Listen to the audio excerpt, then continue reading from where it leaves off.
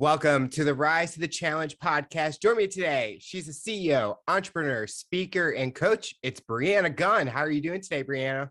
I'm doing well, thanks.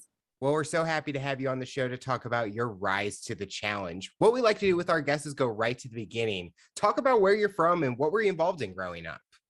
So I'm originally from Washington State, and we did a lot of camping, fishing, hiking, outdoorsy kind of stuff. And then competitive sports. I played soccer, I swam, I was on a cheerleading team. So I've always had a very competitive streak. Mm-hmm. You know, if we were fishing with the family and like I didn't get the biggest fish, I wanted to go try again. Like that wasn't good enough. It was probably strange behavior for a 5-year-old, but it worked. But yeah, that's kind of where I come from in my background. Was camping something that you always wanted to do, or was that something like your family did and then they got you into it and you just kind of fell in love with it and continued with it? It's funny. I whined and complained so much about having to sleep on the ground and the tent was wet and there was always something. But it's so funny how retrospect gives us a different perspective, because looking back, all I remember are the campfires and the cookouts and the fun stuff. Yep. And I remember the stuff that I whined about and drove my parents nuts, obviously not complaining, but it's not the highlight. So yeah, so we're actually in the process now, because I have children of my own, of looking into campers and things, because my poor husband, he doesn't mind sleeping on the ground. The rest of us do. See, I remember camping when I was younger, and the only time I really remember is we were at my dad's friend's house and it just started pouring and we're just stuck in the tent. And I'm like, I ain't doing this again. And then the next time we did an RV and I'm like, can we just do this forever? Let's stick with the RV. But I think it's one of those things, like when I get older, have kids, it's like, I'll teach them the tent way so they can experience it, and then try the RV so they get both viewpoints. So Right. I think you kind of remember it. It's like that bonding experience. You remember the positives from it, but as much as at the time, it was kind of like, can we have a bed? Can I sleep comfortably? Well, and then on top of that, when you're dealing with putting up a tent, you've got to put up the tent, Yeah. put down the tent. Whereas an RV, you pull it in, you park it, you level it, and you're good. Yeah. It saves so much time. When you were doing competitive sports, was there something that you learned about yourself doing it? I don't like to lose. You talked about the competitive part. I didn't realize how competitive I was until I looked back and started examining how intense I get when I'm competing, which is why I don't compete anymore. Because it can get it's, yes, there's winners and losers, and my parents taught me always to be a good sport regardless of whether you win or lose. But obviously it's a heck of a lot easier to be a good sport when you're winning. Yep. And there were times when we got our tails beat off in soccer and didn't want to go high five the other team, didn't want to talk to them, didn't want to. And my dad was like, no, this is part of it. You don't get to pitch a fit and run away just because it didn't go your way today. And so I think that was the biggest thing I learned about myself, was that I'm hyper competitive when I get something. And I was not even that good, to be completely honest, but you catch that first win and you want more of it. Mm-hmm. And so just understanding that sometimes sports can just be for fun, and that the competitiveness can draw into other things as well. Was there ever a time that when you did lose that you kind of were embarrassed on your behavior, or was it more that your parents kind of caught you before it could get even worse? I was really lucky in that my dad coached. So I was the kid who was running laps around the field because I sassed. And he would literally look at me and he'd be like, laps now. And the rest of the team would just look at me and go, bye, good luck. As I'm huffing and puffing around the soccer field. But I, my parents always had a very open communication system with us. And so when we get disappointed, we could talk about it. And so I never I don't ever remember acting out because we lost. I remember being sad. I remember crying. I remember those moments, but I don't remember like pitching a fit or, you know, kicking anything or like physically acting out. It was more except for when I quit ballet. Then I actually like pitched a giant fit. What happened in that situation? So I wanted to go on point and my doctor didn't want me to because I'm just not built for like dancing's really fun. I'm not built for it. I don't have a ballerina's body. That's fine. But he was really worried that it would completely change the way that my bone structure was forming. And because I was never going to do it professionally, he really didn't want me on point. And so my mom pulled me out of dance and I lost it. Oh. Like full on meltdown, middle of everywhere. And I was 12, 13. Definitely old enough to know better. Was ballet something that you were hoping to do like long term, and that's kind of where that like I think being upset kind of came in?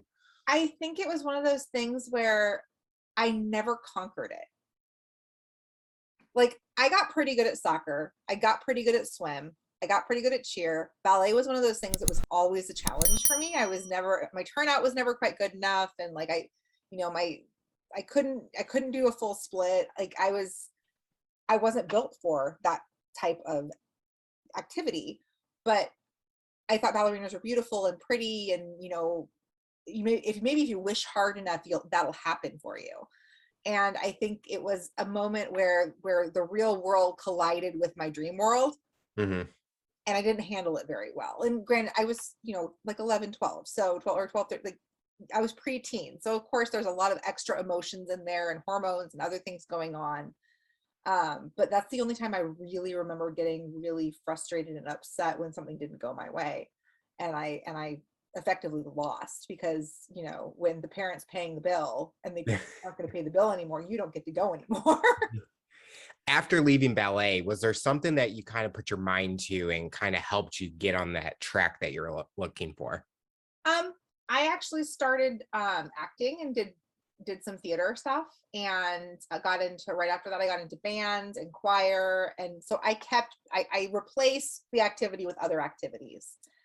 And I think, you know, when you're younger and in your youth, trying a myriad of different things is a really healthy way to figure out what you enjoy. Like my oldest son, I really wanted him to play an instrument, like desperately badly. I'm like, you can play the flute. I have a flute. It's a very nice flute. He's like, I'm a boy. And I'm like, I know lots of boy flute players. And he's like, that's fine. I don't want to play the flute. I'm like, well, what instrument do you want to play? He's like, the drums. I'm like, well, you can't play the drums because they're all taken. And he's like, well, I don't want to be in band then. And my heart just broke. Oh. Like because I was a band geek and I have such good memories of being in band. And I was like, I wanted him to have that community and that sense of discipline and the rhythm and all of the other benefits that come from playing an instrument. And so my husband, being the mediator that he is, was like, what if he played guitar? And my brain was like, that's not even an option. That's not an instrument that's in marching band. Marching band is only, you know, and I went off on this little thing and, you know, after the kids went to bed, we were talking, he's like, why are you so hung up? And I'm like, I don't know. You know, but I think those things that make big impressions on us when we're younger, those activities that when we are filling our time just trying to figure out what we're really, really good at, when we do find the thing that we're good at, because I was really good at playing the flute and I was really good at flags and rifles and color guard. When we find that thing that is fun and not easy, but comes to us easier than other things, mm-hmm. like the love you have for it never really goes away. Like I still get so excited. We live in a college town. Still get so excited when the marching band marches onto the field in the middle of a football game. I'm just like, oh my God. And my husband's just sitting there going, I don't know her. She's not with us because I'm freaking out. You know, it's yeah. I think finding those activities is really important. I will say band, I was in band also. I played the French horn and cool. It was just something like you said, it comes like natural. And it was like, I kind of picked the random instrument. I'm like, what's the weirdest instrument that probably could annoy my parents because I'm playing so loud? And I mean, I could have picked the trumpet, but everyone was doing the trumpet. I wanted to do something Right. that no one was doing. So I picked this instrument. And every single time, every year, there was maybe one or two of us. And I was like, this is perfect. And the French horn is one of those instruments that you don't really have a solo in songs. Maybe like there's one song I remember we did, but you kind of hide in the back and you're never called on for anything. But I loved it because you kind of have those background melody music and it was just fun. And I look back at it and I'm like, oh, I enjoyed it. And I think it just helped me follow a passion with music. And like every time I'm listening to music nowadays, you kind of like enjoy it and you remember the good times in bands. So, I mean, there I were still can't listen to Eye of the Tiger, but that's okay. you mentioned the guys being flute players. I think I had like 10 guys that were flute players in my classes. So Yeah. that was just funny. But it's like, yeah, I couldn't do like that all day because I would be like, I need like the rock and roll parts, like the loud noise and stuff. That's why I did jazz choir, and so I got to float between choir and band. Oh, And so I would start my day with jazz choir and then go into, concert band, but then every, like, basically 2 days a week or 3 days a week, depending on where it landed, mhm. I was in our choir. So I got to float back and forth. So there was never really an opportunity for me to get bored. Mhm. I just had to remember where I was supposed to show up, which is always a challenge. Growing up, did you have any motivations or inspirations? Someone that you looked up to, someone that helped you get to where you wanted to go? It's cheesy, but my dad was an entrepreneur. And, when I had trouble with math, he taught me accounting. When I didn't understand geometry, he owned a construction company. So he took me out to the site and showed me actual culverts and was like, this is what a cylinder is. This is how it's applied in real life, so that my brain could process the very abstract things that I was trying to learn and put them into and slot them into a logical place in the world where I was like, okay, that makes sense. It's a cylinder. Great. Okay, it's a sphere. Cool. That's why I remember this, my dad taught me when I was probably 4 or 5 that the circumference of a circle is pi times the radius squared. And I will never forget being excuse me, I will never forget being in geometry and her teaching us that, and me going, like, light bulb moment, going, I know this. That's awesome. Yeah, we're all geeks. But yeah, I would say my dad, his work ethic excuse me, his work ethic, his ability to give back to the community, and he always wanted us involved in the business so we could learn payroll of all the things, and staffing and hiring and firing. And it was a really interesting education growing up, but looking back, because I'm an entrepreneur now, I feel like I have such a leg up because I had that. Was that always your dream job, to be an entrepreneur, to be in the business world, or did you end up following a different path when you went into college or after school? So I wanted to be a lawyer, Okay. and I got my pre-law degree, got LSATs, got everything ready to go to law school, started working at a law firm, and realized I don't want to be a lawyer. Why is that? I wanted to do the research and find the bad guy and like stick it to the bad guy. Like, whether it was, I worked in a divorce firm for a family attorney, so the bad guy was like the other party. Mm-hmm. But I have big dreams of being a prosecutor in criminal law and putting the bad guys away. And I grew up in Washington State, who we produced a lot of really bad people, like Ted Bundy, Green River Killer, I-5 Killer. Like, I wanted to put those people behind bars. And I realized that the attorneys aren't the ones doing the research. They're not the ones putting together the briefs and the pleadings. It's the paralegals. It's the legal assistants. And so I was like, oh, well, I'll do that instead. And I loved it. I just didn't love working at the divorce firm because it's a lot more therapist than researcher, because the people that are coming in, their lives are falling apart. and well, I have a psych minor. I can sympathize and empathize, and I understand, states of mind and that kind of thing. It's fine. I'm not a psychologist or a therapist. But being able to leverage those skills was helpful. But when I looked at where my life was going at home, I got pregnant, was going to have a child, and my husband had gotten a really great job. And I looked at where my life was career-wise, the two didn't match. And I didn't know what I was going to do. I just knew I had to do something different. So I had this degree that I really wasn't going to use unless I could find a job at like a corporate firm downtown, because I was living in Houston at the time, which would have been a big drive. Or I could, take maternity leave and figure it out, take the 6-8 weeks that I was going to be given and figure it out. And in the interim, my mom ended up sending me an article out of Real Simple magazine. And I will never forget it. It was for a website called Hire My Mom. And I was like, that's totally a scam. Nope. And I was like, but I was desperate. And I was like, okay, fine. Like, I'm going to go look. And I found my first gig. Wow. And I was like, this is cool. I like this. I could be a stay-at-home mom and work and feel like I contributed, have spending money, not be like beholden to anybody. And I was like, this is cool. And so it was just a side hustle for a while. And then it became a whole business.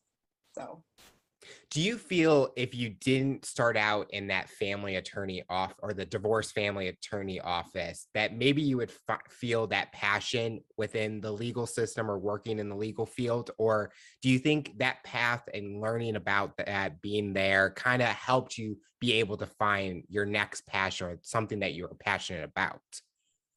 it's a really good question. I think I would have come to the same conclusion, maybe not as quickly. There's a lot of really amazing firms out there, and there's a lot of firms that really aren't. I happen to work for some really incredible people who are not only fantastic attorneys, but they're just genuinely good people. But I've interviewed at a number of firms, and I had a number of offers that I turned down because, when you get asked, if we ask you to stay until 8:00 at night to finish a brief, would you? And the expected answer is yes. Yeah.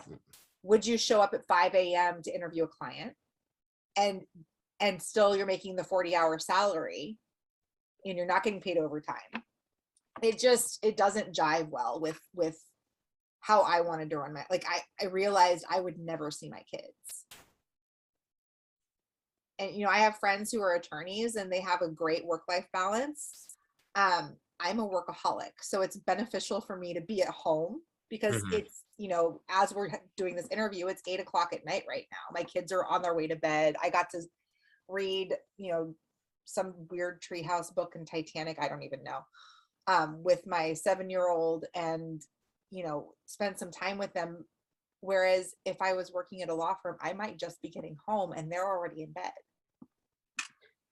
This might be pushing it, but think about if your kids were now the age and you were at that firm, would that change your opinion? Because you talked about your kids were young at the time, so that you wanted to be home, spend the quality time because you want to make sure that they are getting fed, taking care of stuff.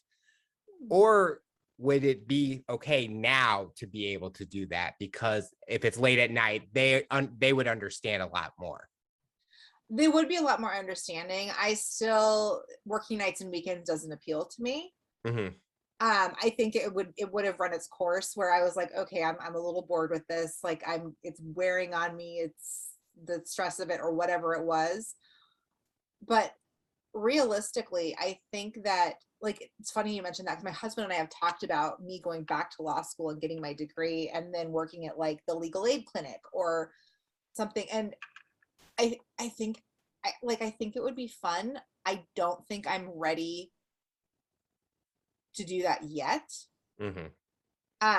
It's definitely not off the table at some point, but it's one of those passions that, like, occasionally I get really excited if like an attorney hires me to write a brief or something. So I'm like, ooh, I get to put this cool.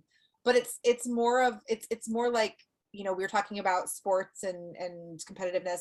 It's law is like ballet for me. It's something that I am good at. I'm very good at research. I'm very good at finding what I need. I'm very good at writing, but it's ballet where,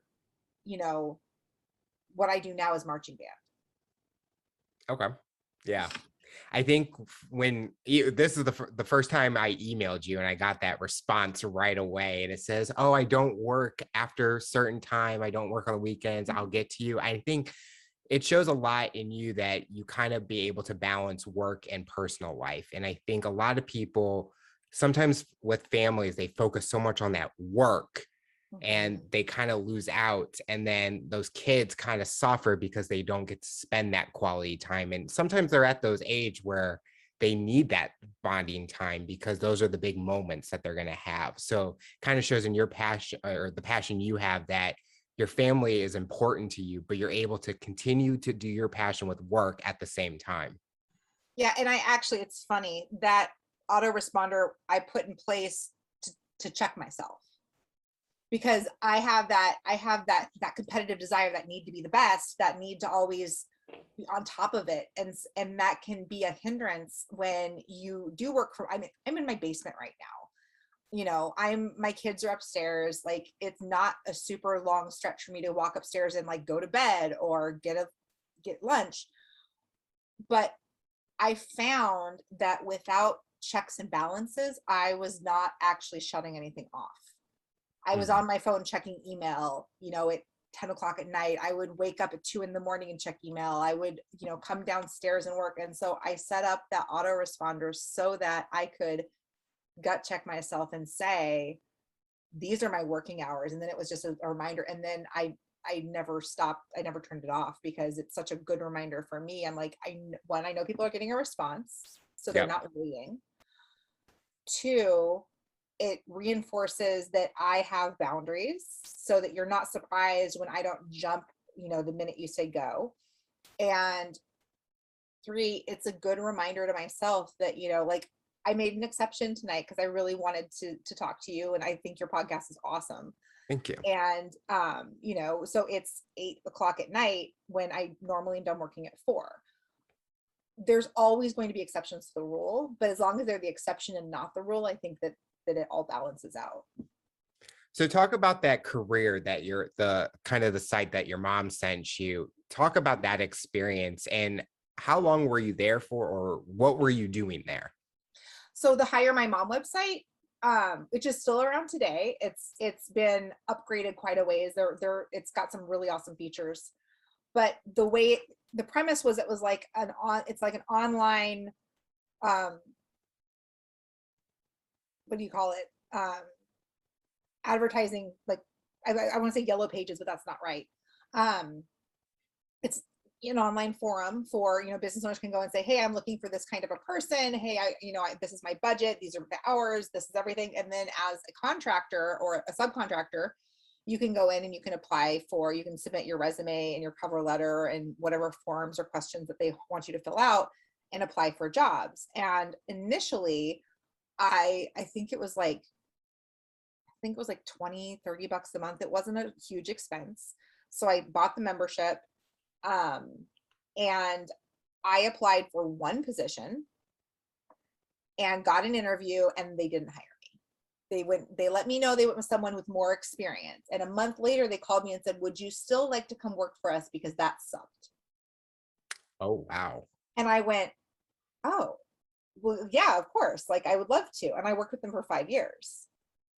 And I discovered that the way I wanted to do business was different than the way other online copywriters and marketers and virtual assistants were operating at the time. At the time, this is, 11, 12 years ago, you would be like, hey, Bree, I need this sales page done. Great. I'm putting your number 12 in the queue. That'll be done in 2 weeks. Which is fine. And there are still people that operate that way. I don't. I have, if we have a contract going and I promised you copy your content, you're going to have it within 14 days. Mm-hmm. usually less. So like, you know, if you tell me on Wednesday you want something, you'll have it within a week, typically. I realize I just gave myself like 14 days, and the example was 14 days. But everybody ignore that fact. It's late. I'm tired. But you know, the experience of being handheld versus being stuck as a number in a queue, I think is what really changed the feel of the relationship for them. And knowing that they could say, hey Bree, we need a newsletter, hey Bree, we need this, hey Bree, we need this, and I'd be like, yep, I'm on it, and I would have it done with them, and you know, by the end of the week, by the middle of next week. And I got really good at judging how long it actually takes me to complete certain things. So I've been doing this for a long time, and now I can say, okay, I know a sales page is going to take me X number of hours. I know these sales emails are going to take me X number, so I can budget my time better and be more effective and efficient for my clients. But you know, if it hadn't been for hiring my mom, I don't know that I would have set my business up the way I did, because of that experience, because they were like, that was awful. And of course I asked, you know, what was awful about it, and they shared. But it made me want to do it differently. And I think I've approached building my business from that perspective from day one, because I don't want to be just good. I want to be great. Mm-hmm. Were you always planning to own your own business when you had this job? Kind of like similar to your dad was an entrepreneur at the same time. I would always tell people, like, I work from home, you know, I answer emails for people, or I write emails for people, or I write blog posts or whatever. But I don't think it ever occurred to me that it could actually be a business until about 3 years ago. Why is that? Because I looked at myself as a mom first, and the business was a business, and it was generating income, and it was making a full-time income, and it, you know, it wouldn't have made sense for me to go back to a 9 to 5 or a corporate position. But I don't think I don't think my brain really registered that it could be more than just project-based stuff, that it could actually be a company, that it could actually have, you know, people who are counting on me. I don't use employees, I use contractors, but I have contractors with exclusive contracts. And when I shifted my perspective and I started looking at, like, I could scale this, I could actually scale this to $1 million. I could actually scale this beyond that. Like, that, it changes the way you look at it. It goes from being okay, I have X number of client work and to, okay, this is the client work, this is what's coming up, this is what, you know, and you start to put the puzzle together differently, and you start to reorganize the way you think about it. And I don't know, it's interesting to me to look at it and go, you know, 3 years ago, yes, I work from home, but I would have said I work part-time. I wouldn't have said I was a full-time entrepreneur. It would have been more of a side hustle, so I could, like, take my kids to art in the park and do fun things. Whereas now it's like, this is my business, and I am the figurehead. My magazine actually was just published this week. So there's a lot more you can do when you start looking at it as a business than a side hustle, or, you know, not the main focus. When you had those thoughts about, oh, I don't know if I can make this a business, a part-time, a side hustle, was your husband supportive in having you focus on that to be able to make it a business? Or did you worry that, I don't know how I'm going to help out around the hat, or like with bills and stuff financially, things like that? That's never been a concern for us. My husband's, I've known him since we were 15 years old. He's been my best friend for as long. He's always been incredibly supportive, because he knows that when I'm busy, I'm happy. And he'd much rather have me be happy than miserable.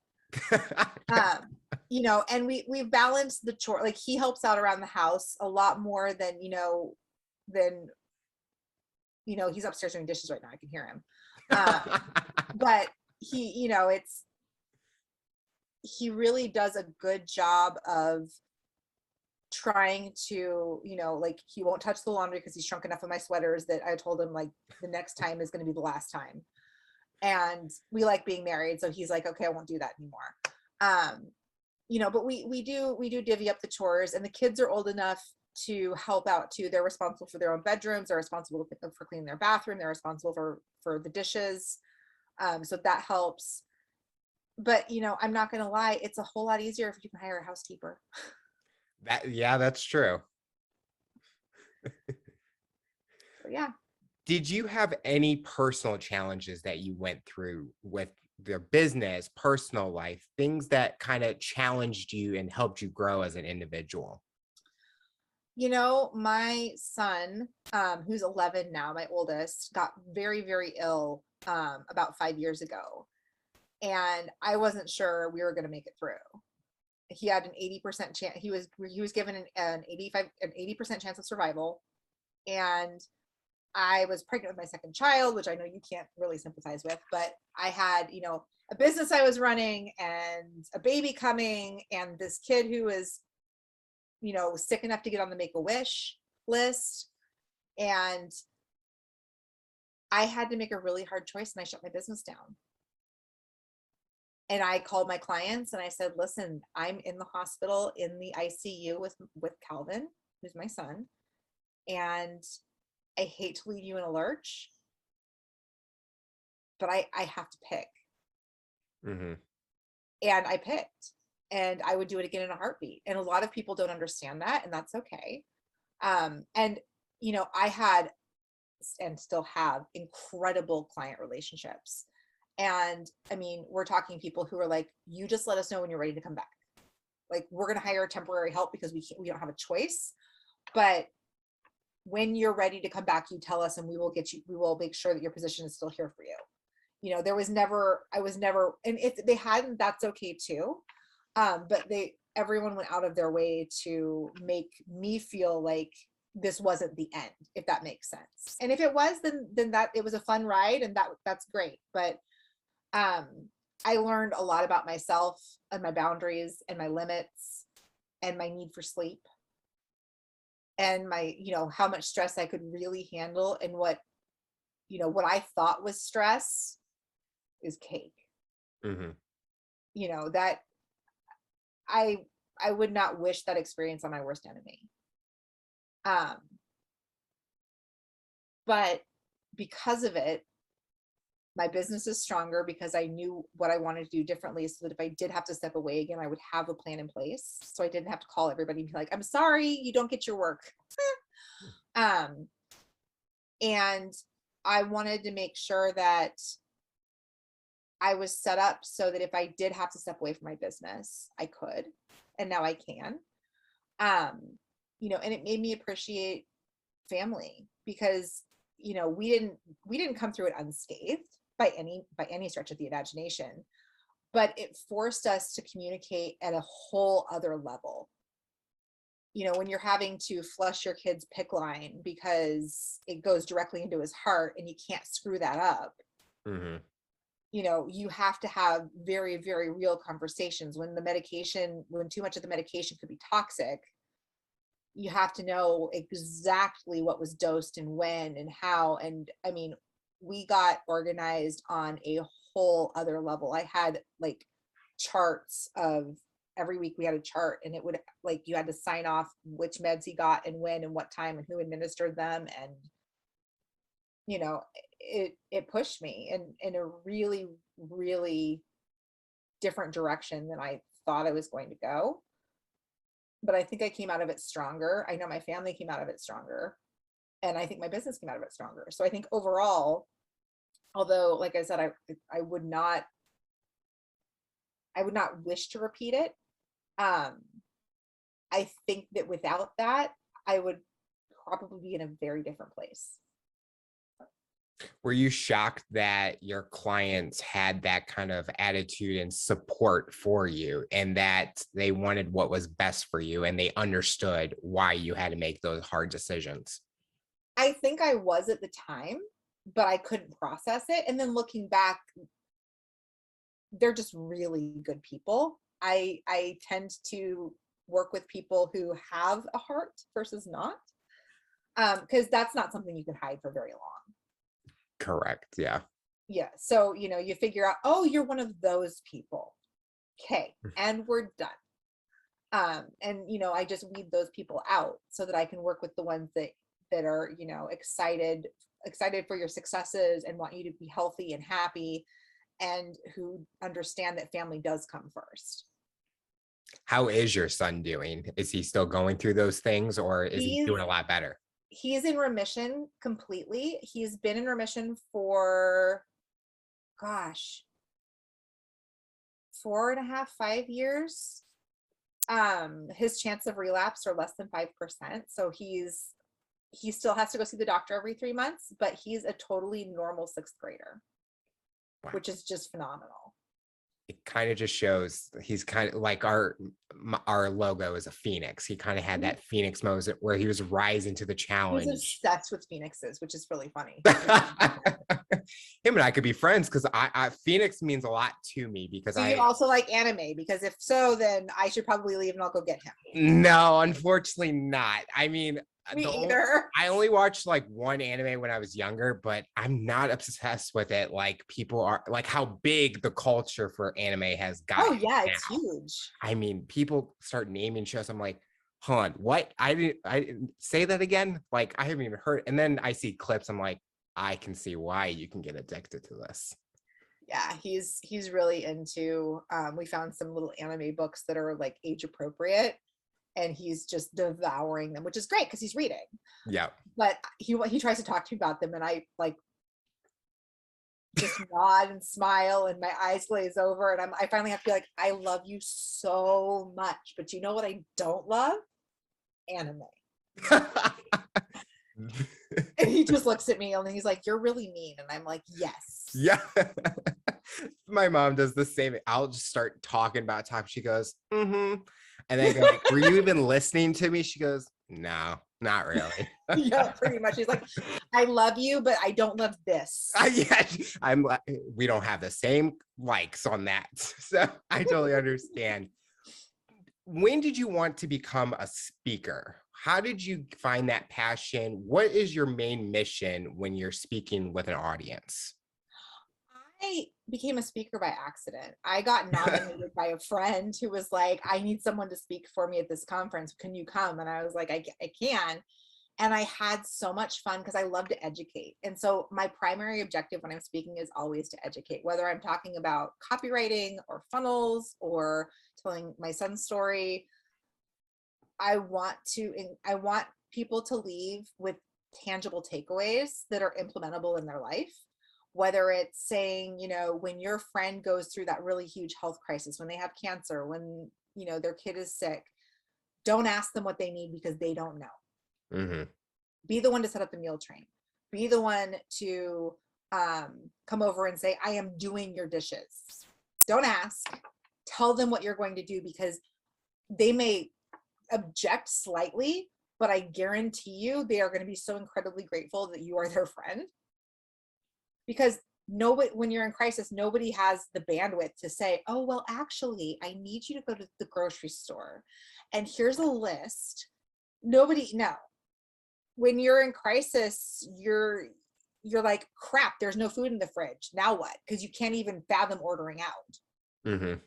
You know, or, you know, with my business, the business side, you know, talking about funnels and how funnels isn't a dirty word and everyone should have one, and why they're important, and how they educate and entertain and build trust so that you can actually sell the thing you want to sell.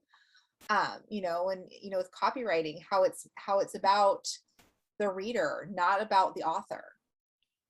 You know, what makes great copy is that you get sucked in. And, you know, so it's always, the goal is always to educate and make sure that I leave that room better than I found it. Is there a gig or a conference or an event that you did that has been memorable, or something that it stands out and you will remember it for years on out? Not off the top of my head. Actually, I lied. Wasn't speaking, I was attending, but I sat at a table with um some pretty big names, and I opened my mouth and I said, I'm going to go live every day through the end of the year. And then I choked. No, and I did. And because I don't know if you know who Darren Rouse is. He's pro blogger. He's in my world, he's a pretty big deal. And I was like, I just said this in front of someone who has literally 10 million followers. Oh, crap. But I did it, and I burned myself out, but I would never push myself that hard again, I don't think. But I will never ever forget that I blurted it out, and it's one of those things where I'm like, can I grab those words and put them back? Because I didn't mean that. When you said live, is it like Facebook Live? Yeah, like social media, Facebook Live every single day. Man, I would, if I did this show every single day, I would be like, do I have a personal life at all? Because I work and then I come and do this, and it's like, yeah, I couldn't do that. So I could understand, but I think I think you kind of said it. You look at the end result and you kind of say, I'm proud that I was able to do it, or at least I said those words and I was able to keep up with the effort that I wanted to do or like perform at it. Right. Like I'm glad I did it. I would never do it again, but it got me over my fear of going live. It got me over my fear of being on screen and on film and talking to a one-way mirror, basically. Yep. Do I absolutely like jump up and down with joy every time I'm like, I should go live? No, I hate it. But I do it anyway because I understand the value behind it, because I saw my followers increase. I saw my traffic increase. I saw the things moving in the direction I wanted them to move in. So it was a good experiment. Is it easier for you to talk to people actually in front of you than on a screen that you really don't know who's even watching? Oh my gosh, yes. And I have ADHD, so it's really hard for me to track like the comments and talking. So I'm one of those people. Oh yeah.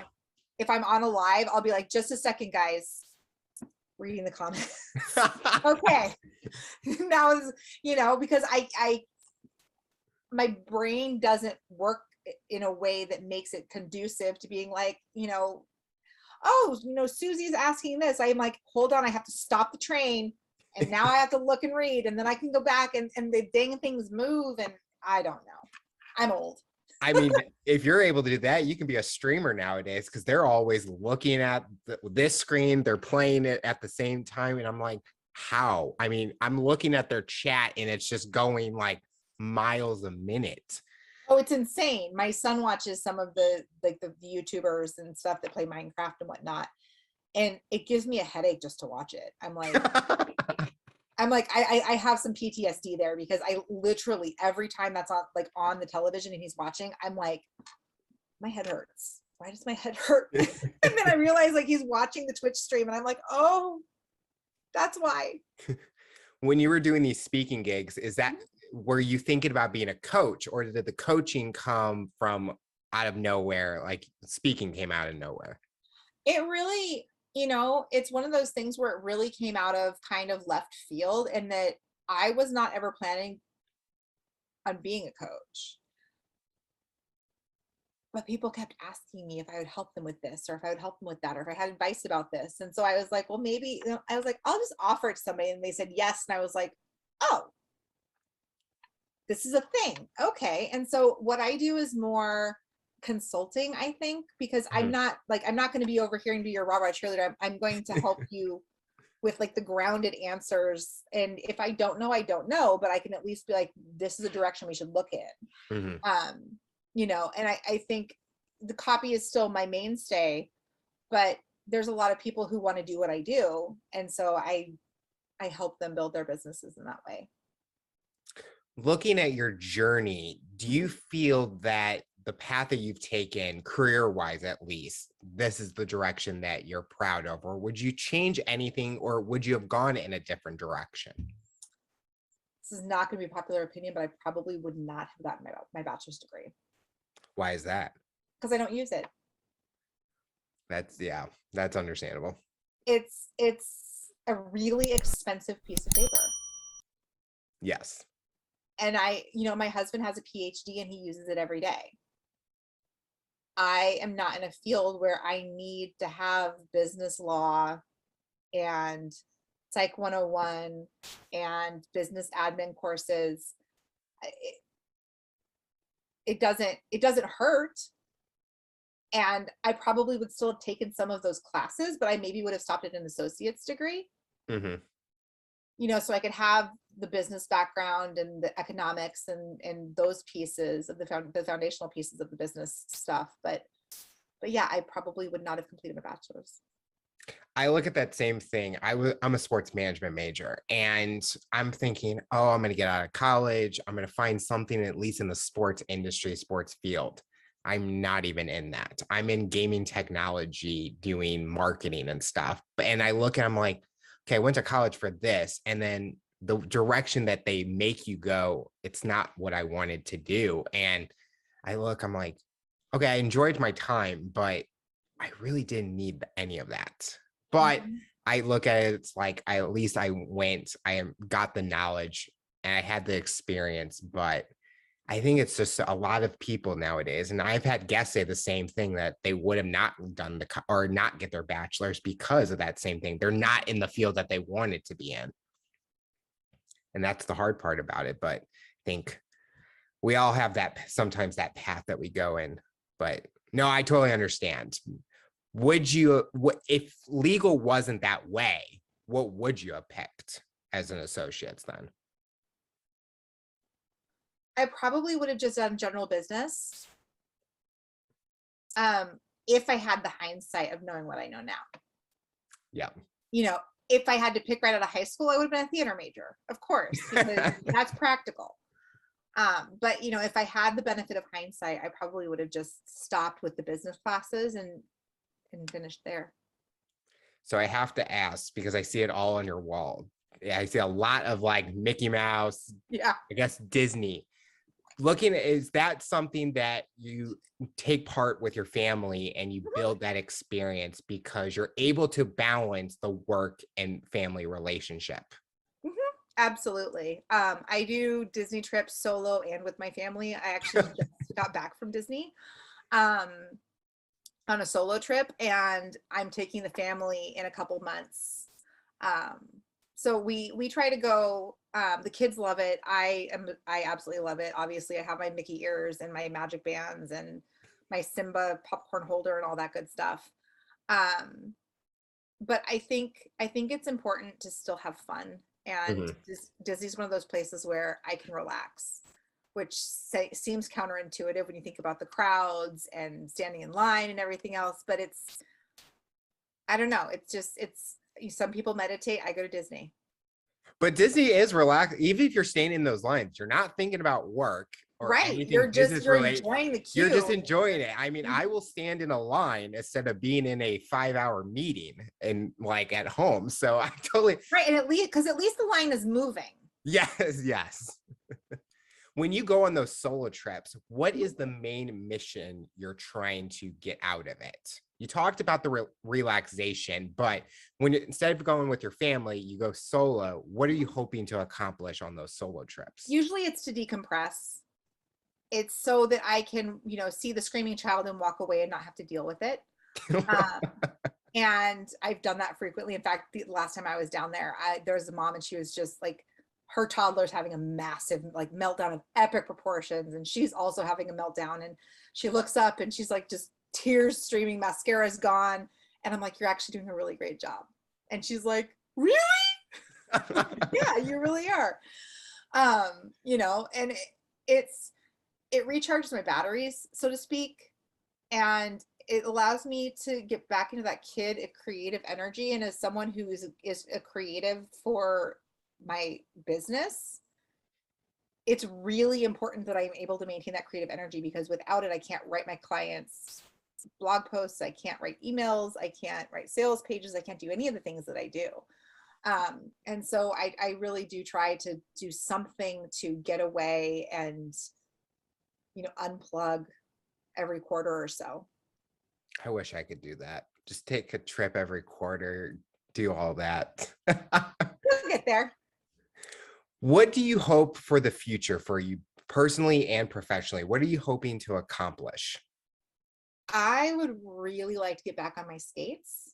I broke my leg practicing roller derby Oh, about 4 years ago, and I've not had skates on in a hot minute, and I really want to get back on my skates. Personally, professionally, I want to keep building what I've been building. It's been really, really fun. I'm very fascinated. How did you get into roller derby? There was a Groupon involved. But truly there was a Groupon involved. It was like $10 for 30 days of roller derby classes. And my girlfriend and I were like, that would be a fun way to get in shape because we both skated when we were younger. And suddenly I'm learning how to hit people and block people and stop and jump and turn and do all these things that I'm not coordinated at all. And it was the most fun I've probably ever had. Mom's just going out to play some roller derby, just throwing elbows every single night.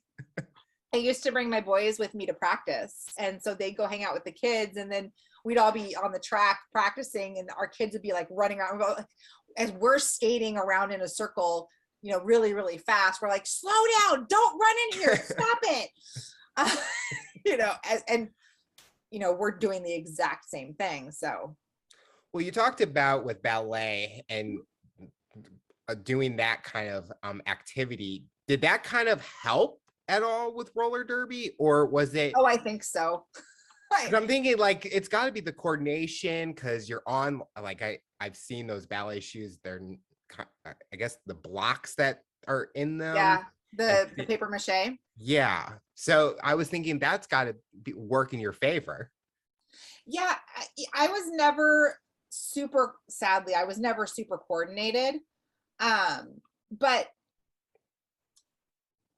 I was a good blocker. I could stay in one place and get low enough, and I had good enough balance that I could stop people from getting through the pack, and that's what really mattered. But yeah, I think between all the sports I played leading up to that helped. With your endurance, with your athleticism, with teamwork and team building and all of those pieces. It's funny how things like slot together when they're supposed to. No injuries at all during your Other roller than derby? broken leg, no. Broken leg. Oh wow. Yeah, I wish I could say I was like on the track and got hit. No, no, no. I was at practice and I was goofing around on my toe stops, and my leg went one way and my butt went the other way, and I heard a snap, and that was the end of it. Oh, Yeah, my husband was oh, not happy because we had a Disney trip the next week. oh. Did you still go on it? Oh yeah. Oh yeah. Oh yeah, it was my son's Make-A-Wish trip actually. And so he had me and the Wish kid and my 18-month-old and me in a scooter, and poor guy had never been to Disney World before, had never been, like, that's not his jam at all, and he was not happy. He handled it like a champ, but we got home and he's like, never again. Oh, oh, poor kid. Yeah. The final question I'll ask you, for someone that's listening to this interview based on your journey and experience, what tips or advice would you give them to overcome obstacles, accomplish their goals, and rise to the challenge? Say yes whenever it makes sense, but don't say yes to everything. When you're given an opportunity to learn a new tool or take on a new role or step into something, a new container, take it Mm-hmm. if it makes sense. If you have hesitation and it's valid hesitation, meaning you're going to physically get hurt, mentally get hurt, it's going to cost you, a boatload of money that you don't have, then, say no. But for the most part, I got to where I am because I was not afraid to say yes to opportunities as they were presented. When someone was like, hey, do you want to learn this new software? I said yes. Hey, do you want to write this for us? I said yes. Hey, would you be willing to check email? Yes. And do I do all of those things now? No. I'm at a point where I know what I'm really, really good at, and I know what I really, really hate. And I was able to take the things that I don't like or I hate off my plate so I can just do the things that light me up. And I realized that not everybody has that ability, but I do believe that whether you're working for yourself or working in corporate, if you take the opportunities as they're handed to you and as they make sense and as it's safe for you to do, you have no idea where the trajectory, I swear I can talk, the trajectory is going to take you. You know, I look at where I've been in the last 11 years and I sure did not think I was going to be here. But I also would not change the journey for the world. So don't be afraid of new opportunities. Say yes when you can. And if you have a passion, follow it. You don't have to leave your corporate job to start a side hustle. You can start the side hustle while you're still at the corporate job. If you want to get a corporate job and you're self-employed because you hate being self-employed, there's no rule saying you can't. Do the thing that makes you happy. Well, Breanna, we want to thank you so much for coming on the show and talking about your rise to the challenge. You're inspiring so many people, and we're excited to see what the future looks like for you. Thank you, Alex.